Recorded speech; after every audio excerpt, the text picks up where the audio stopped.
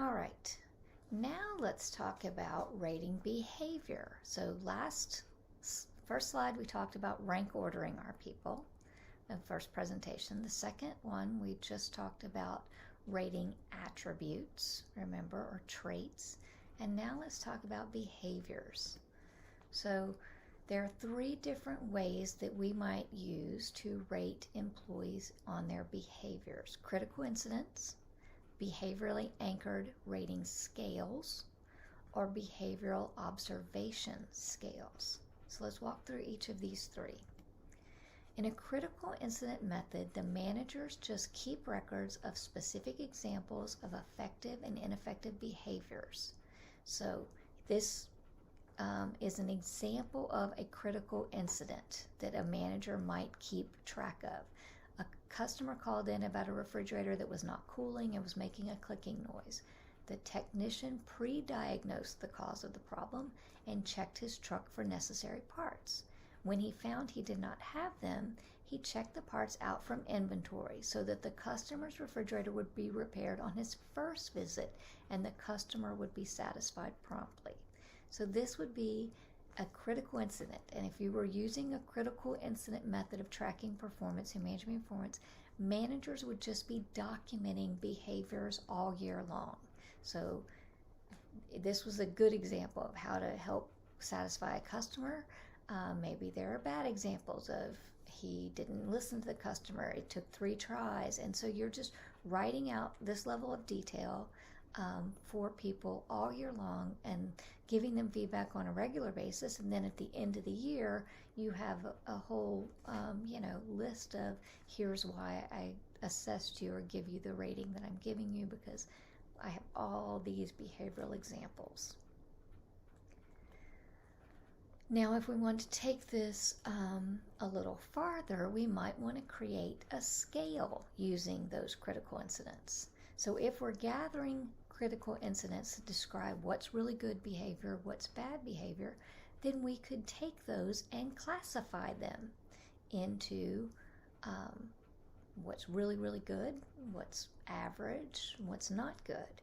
We also could take, going back to this one, this was the customer calling about the refrigerator, and this person did something special to make sure the customer was happy. So maybe we have a whole bucket of customer satisfaction and we're rating refrigerator repair people.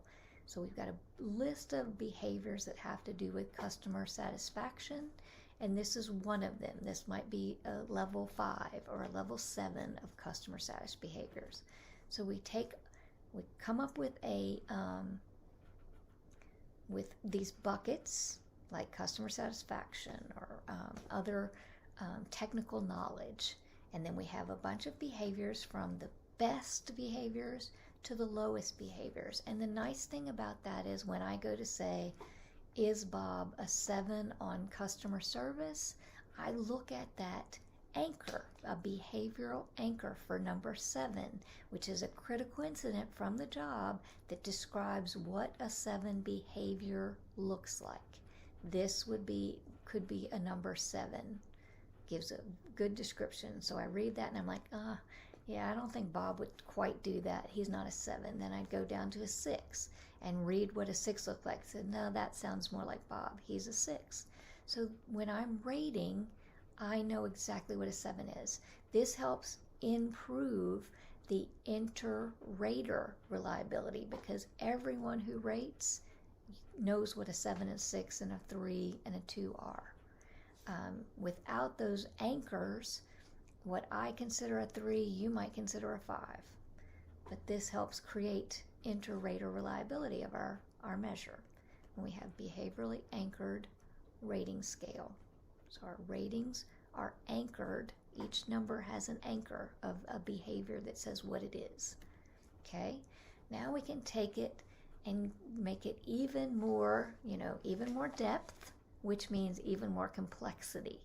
This is just a variation of the behavioral anchored rating scale. We call it a behavioral observation scale because in addition to having these anchors, we're going to ask managers to tell us how often they observe the behaviors. So how frequently do you see your employee doing these things? And you use the frequency to come up with the performance rating. So this is what it would look like. So if we had a general category of behaviors called overcoming resistance to change, and we have a list of critical incidents. So these critical incidents describes the details, explains why the change is necessary, discusses how the change will affect the employee, listens to the employee. Those are all, you see, those are our critical behaviors. And then we're going to rate each one of those critical behaviors on how frequently we see them. Does Bob do number one always or never? And we circle those, and then at the bottom we come up with points, and based on how many points they have, they are given a performance rating of excellent, full performance, adequate performance, below adequate performance. So that is how a observation scale. So to remember the difference, behavioral anchors just anchor the numbers on the scale. Behavioral observations ask us to observe how frequently something happens. So a major drawback of this behavioral observation scale is just the amount of information you're going to need. So they can have 80 behaviors, and that's because each bucket of behaviors, like overcoming resistance to change on this example, had 6. So let's imagine we have 10 things that we're looking at, like how resilient are they, how much initiative do they show, how is their customer service skills. And for each one of those things we're measuring, we might have 6 or 7 or 8 behaviors that we then have to go through and say, how often do I observe them in this person? So that's a lot of information. If you have to remember that for each behavior over a year or every 6 months, this is difficult to do for one employee. But if you have 10 employees or 15 employees and you have to do that level of rating for 10 different employees twice a year or every quarter, it is an extensive amount of work and just memory to remember how often did Bob explain why change was necessary, and how often did Jane explain why change is necessary, and how often did Susie explain why the change is necessary. You can see how that can be an onerous task. Gives you really good data. It's very valid, it's very reliable, but it's a lot. All right, so in the next video, we're going to talk about results. We've talked now about rating people. We've talked about rating attributes. We've talked about rating their behavior. We've talked about rank ordering them. And now let's talk about measuring results.